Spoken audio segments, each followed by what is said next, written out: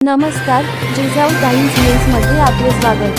शेतकरी ते जिल्हा परिषद अध्यक्ष। आता बातमी पाहू विस्ताराने। बार्शी तालुक्यातील उपळाई ठोंगे गावातील शेतकरी कुटुंबात जन्माला आलेले दीपक वैद्य हा तरुण शेतकरी म्हणूनच उदरनिर्वाह करणारा युवा कार्यकर्ता, आजही ज्यांची आई मंडईत भाजी विकायला जाते, अशा सर्वसामान्य कुटुंबातील पोराच्या माथ्याला आज जिल्हा परिषद अध्यक्ष पदाचा भंडारा लागलाय। सर्वसामान्य कार्यकर्त्यांनी राजकीय स्वप्न पाहावीत आणि ती पूर्ण व्हावीत, यापलीकडे जाऊन त्या कार्यकर्त्याने कधी स्वप्नातही पाहिले नसेल।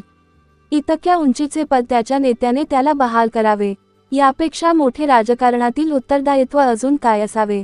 या तालुक्यातील एक सुजाण नागरिक आणि मतदार म्हणून दीपक वैद्य यांच्या निवडीचा अभिमान वाटावा।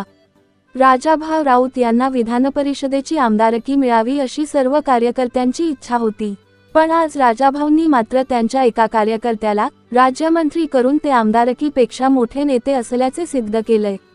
बार्शी तालुक्यासह आता सोलापूर जिल्ह्याच्या विकासाची जबाबदारी पक्षश्रेष्ठींनी राजाभाऊंवर टाकल्याने ते सर्वमान्य जिल्ह्याचे नेते झालेत, यावरही मोहर उमटली आहे। बार्शीच्या राजकीय पटलावर भविष्यात कोणी असेल नसेल, येईल जाईल, पण राजेंद्र विठ्ठल राऊत या बार्शीच्या नेत्याने तालुक्याला पहिल्यांदा जिल्हा परिषद अध्यक्षपद मिळवून दाखवले, ही गोष्ट इतिहासात सुवर्ण अक्षरांनी लिहिली जाईल।